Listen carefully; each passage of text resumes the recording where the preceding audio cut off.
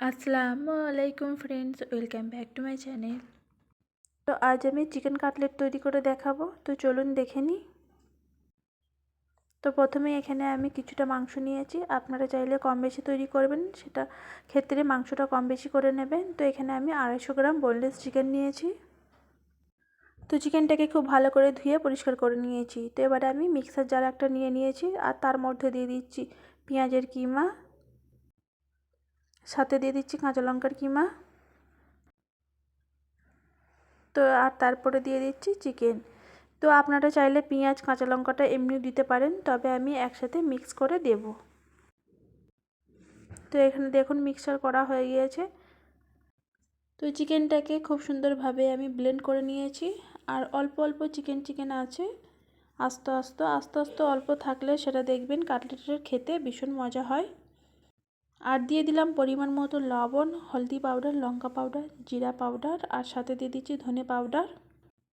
আর এখানে দিয়ে দিলাম 1 চা চামচ মতো আদা রসুনের পেস্ট, আর দিয়ে দিচ্ছি গরম মশলা। আপনারা চাইলে এখানে বিরিয়ানির মশলাটাও অ্যাড করতে পারেন। আর এখানে আমি দিয়ে দিলাম হাফ কাপ মতো আলু সিদ্ধ। তো সমস্ত কিছু উপকরণ খুব ভালো করে মিশিয়ে নেব। এখানে মাংস আর আলুটা খুব ভালো করে মিশিয়ে নিতে হবে।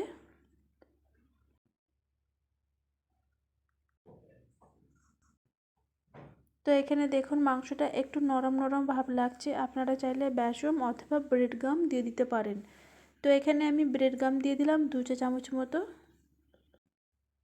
তো এইভাবে করলে দেখবেন কাটলেটের পিসটা খুব সুন্দরভাবে দেওয়া যাবে, আর শেপটাও খুব সুন্দর আসবে। তো এভাবে দেখুন মাংসটা খুব সুন্দর মাখা হয়ে গেছে। তো আমি সাইডে রেখে দিয়ে এখানে আমি একটা ডিম নিয়েছি, ডিমটাকে ভেঙে নিচ্ছি। আর সাথে দিয়ে দিলাম অল্প পরিমাণে লবণ। তো লবণটা দেওয়ার পরে ভালো করে মিশিয়ে নেব। তো এখানে দেখুন আমি কিছুটা নিয়েছি ব্রেড গাম। আপনারা ব্রেড গাম যে কোনো শপ থেকে পেয়ে যাবেন, নয়তো আপনারা বাড়িতে তৈরি করে নিতে পারেন। তো এখানে দেখুন আমি চিকেন কাটলেটের শেপগুলো দেব। আপনারা চাইলে গোল অথবা লম্বা আপনাদের পছন্দ মতো কাটলেটের শেপগুলো করে নেবেন।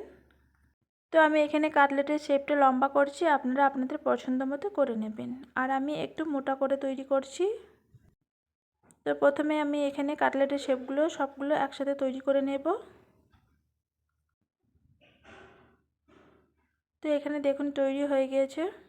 আর গ্যাস চুলা অন করে বেশ কিছুটা পরিমাণে তেল দিয়ে দিলাম, দিয়ে গরম করার জন্য বসিয়ে দিয়েছি।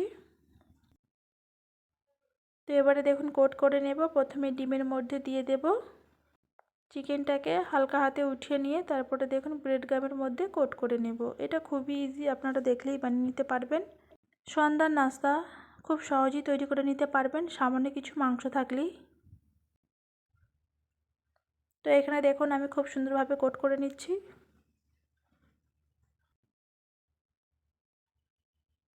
একটু ভালো করে চেপে চেপে নিতে হবে, তাহলে দেখবেন কোটটা ওপরটা অনেকটা মুচমুচে হবে।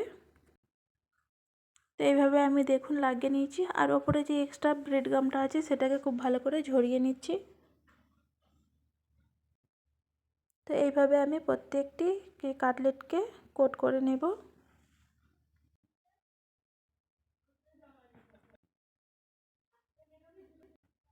তো তেলটা গরম হয়ে গেছে, এবারে আমি দেখুন কাটলেটগুলো দিয়ে দিচ্ছি। আর দেবার পরে গ্যাসের ফ্লেমটাকে মিডিয়ামে রেখে আমি দেব।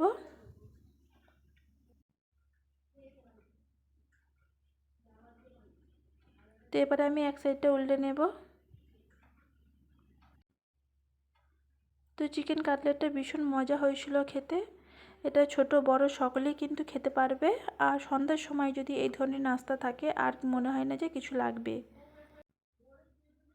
তো এখানে দেখুন কাটলেটের কালারটা কতটা সুন্দর এসেছে। আর এই কাটলেটটা ভাজার সময় মিডিয়াম ফ্লেমে আমি রেখে উল্টে পাল্টে ভেজে নেব। এতে করে দু সাইডে খুব সুন্দরভাবে ভাজা হবে।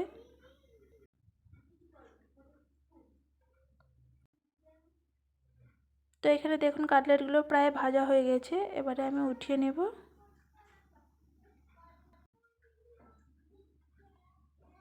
দেখুন কতটা সুন্দর হয়েছে আর কতটা লোভনীয় হয়েছে।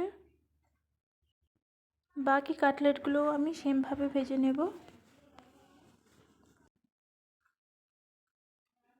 তো অল্প মাংস দিয়ে চিকেন কাটলেট আপনাদের কেমন লেগেছে অবশ্যই জানাবেন। আর এতক্ষণ আমার সাথে থাকার জন্য অসংখ্য ধন্যবাদ।